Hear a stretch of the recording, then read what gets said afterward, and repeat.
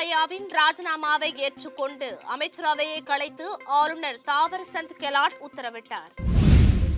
19வது IPL cricket திருவிழாவில் இறுதிப் போட்டிக்கான 2வது தகுதி சுற்று ஆட்டம் பஞ்சாப் மாநிலம் நியூ சண்டிகரில் வெள்ளிக்கிழமையான இன்று குஜராத் ராஜஸ்தான் இடையே நடைபெறுகிறது. அதிமுக பொதுச் செயலாளர் எடப்பாடி பழனிசாமி சென்னை பசுமை வழிச்சாலையில் வசித்து வந்த அரசு இல்லத்தை காலி செய்தார்.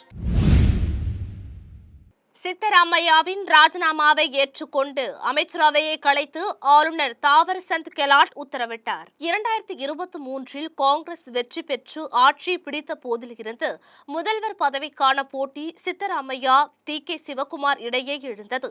3 ஆண்டுகள் சித்தராமையா முதல்வராக இருந்துவிட்ட நிலையில் காங்கிரஸ் மேலிட அழுத்தத்தினால் நேற்று அவர் தனது பதவியை ராஜினாமா செய்தார். இது தொடர்பான ராஜினாமா கடிதத்தை கவர்னர் மாளிகையில் வழங்கினார். கவர்னர் சொந்த ஊருக்கு சென்று விட்டதால் சித்தராமையாவின் ராஜினாமா நிலை குறித்து எந்த தகவலும் வெளியாகாமல் இருந்து வந்தது. இந்த நிலையில் கர்நாடக முதல்வர் சித்தராமையாவின் ராஜினாமா ஏற்கப்பட்டதாக அம்மாநில கவர்னர் தாவர்சந்த் கெலாட் தெரிவித்துள்ளார். மேலும் புதிய முதல்வர் தேர்வாகும் வரை சித்தராமையா முதல்வராக தொடர்வார் என்று தெரிவித்துள்ளார். துணை முதல்வர் டி.கே. சிவகுமார் விரைவில் முதல்வராக பொறுப்பேற்க இருப்பதாக தகவல் வெளியாகியுள்ளது. 19வது ஐபிஎல் கிரிக்கெட் திருவிழாவில் இறுதிப் போட்டிக்கான 2வது தகுதி சுற்று ஆட்டம் பஞ்சாப் மாநிலம் நியூ சண்டிகரில் வெள்ளிக்கிழமையான இன்று குஜராத் ராஜஸ்தான் இடையே நடைபெறுகிறது. 19வது ஐபிஎல் கிரிக்கெட் திருவிழா இறுதி கட்டத்தை எட்டிவிட்டது. 10 அணிகள் பங்கேற்ற இந்த போட்டியில் லீக் சுற்று முடிவில் 4 அணிகள் பிளே ஆஃப் சுற்றுக்கு முன்னேறின. இதில் இறுதிப் போட்டிக்கான முதலாவது தகுதி சுற்றில் நடப்பு சாம்பியன் பெங்களூரு ராயல் சேலஞ்சர்ஸ் 92 ரன்கள் வித்தியாசத்தில் குஜராத் டைட்டன்ஸை வீழ்த்தி இறுதிப் போட்டிக்கு தகுதி பெற்றது. நியூ சண்டிகரில் நடந்த வெளியேற்றுதல் சுற்றில் ஹைதராபாத் சன்ரைசர்ஸ் அணி 47 ரன் வித்தியாசத்தில் ராஜஸ்தான் ராயல்ஸிடம் தோற்று நடையை கட்டியது.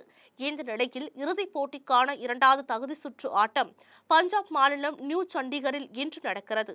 இதில் முதலாவது தகுதி சுற்றில் தோல்வி கண்ட குஜராத் டைட்டன்ஸ் அணி வெளியேற்றுதல் சுற்றில் வெற்றி பெற்ற ராஜஸ்தான் ராயல்ஸை எதிர்கொள்கிறது.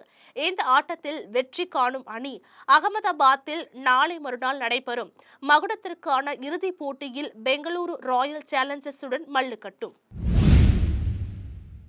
அதிமுக பொதுச் செயலாளர் எடப்பாடி பழனிசாமி சென்னை பசுமை வழிச்சாலையில் வசித்து வந்த அரசு இல்லத்தை காலி செய்தார். சமீபத்தில் தமிழ்நாட்டில் நடைபெற்ற சட்டப்பேரவை தேர்தலில் 108 இடங்களில் வெற்றி பெற்ற விஜயின் தமிழக வெற்றி கழகம் தனிப்பெரும் கட்சியாக உருவெடுத்தது.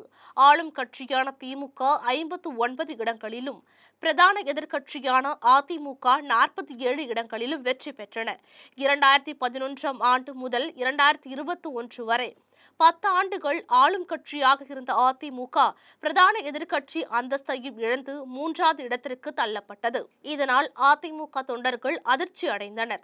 எதிர்க்கட்சி தலைவர் அந்தஸ்தை இழந்த எடப்பாடி பழனிசாமி அரசு பங்களாவை காலி செய்ய வேண்டிய சூழலில் அவர் அரசு பங்களாவை காலி செய்ய வேண்டிய நிர்பந்தம் ஏற்பட்டது. இந்த நிலையில் சென்னை பசுமை வழி சாலையில் உள்ள அரசு இல்லத்தை காலி செய்த எடப்பாடி பழனிசாமி ராயப்பேட்டையில் உள்ள பங்களா வீட்டில் இன்று காலை குடியேறினார்.